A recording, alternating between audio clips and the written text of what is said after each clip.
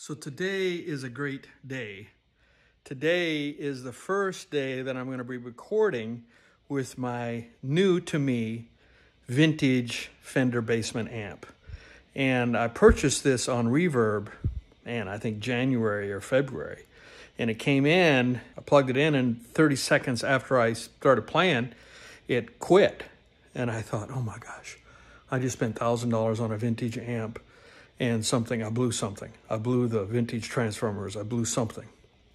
So I took it to Nashville Amplifier, which is the place to go as far as I'm concerned for amps here in Nashville. I took it there as well as the late 60s Silverface Fender Twin that I got, but no master volume. So it's, I think 80 watts.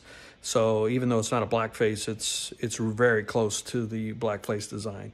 Once you get to the master volume, like they got into the early 70s, they really started changing those and they boosted the wattage. I think they already got up to almost 200 watts on them. Those are not so desirable as the ones that are blackface or early Silverface. Anyway, rabbit trail there. I went and took it to them and they said, okay, great, but we're backed up. We'll look at it in 12 weeks. That's 3 months. So finally, 3 months later, they called me and they said, well, we found out what's wrong with it. The reason it cut out is it was a simple, the 1/4-inch jack that goes to the speakers was faulty. So, whew, that was a big relief. And they found a few things to work on. They repaired some things, updated a few resistors. They told me that as far as 50s, it's a 58 based on the serial number, which is the amp to get. It's a vintage amp. Leo, the magic was there. Jensen Speakers has Jensen Speakers, vintage Jensen Speakers that have been reconed. And the guy said, man, this is one of the better versions that I've seen of a vintage. You know, they're really excited about this particular model, this particular one that I got. And I'm like, wow, God's grace was on me when I got this because I just bought it on Reverb, even though I had to wait like over 3 months.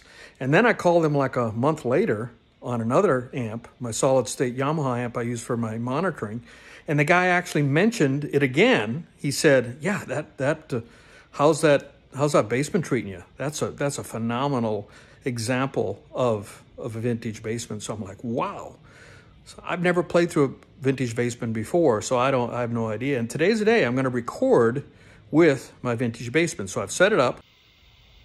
So here's my Bassman. I've got my normal setup, Royer R121, ribbon mic, and a Shure 57 along with it. And then 2 different channels.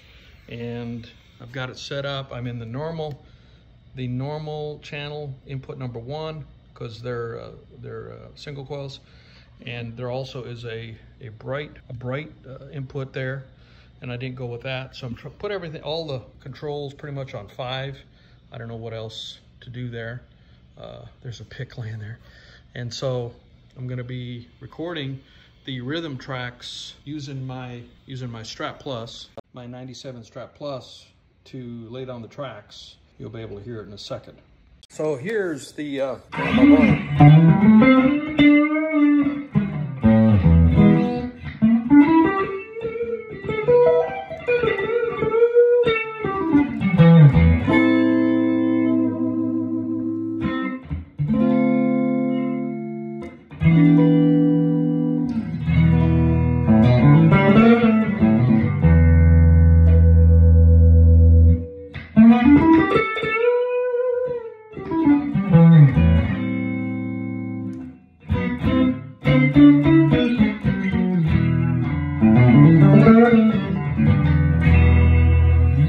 Anyway, I'm sure the microphone on this iPhone doesn't give it justice, but man, it sounds amazing here. Can't wait to put the song out that I'm working on, which is, I can't help myself. It'll be the rhythm tracks, or the rhythm tracks for the verses, because I've already recorded the chorus guitar parts. So that's all for now. Have a great weekend. Hey everybody, this is Tim Wolf. Thank you so much for watching my video.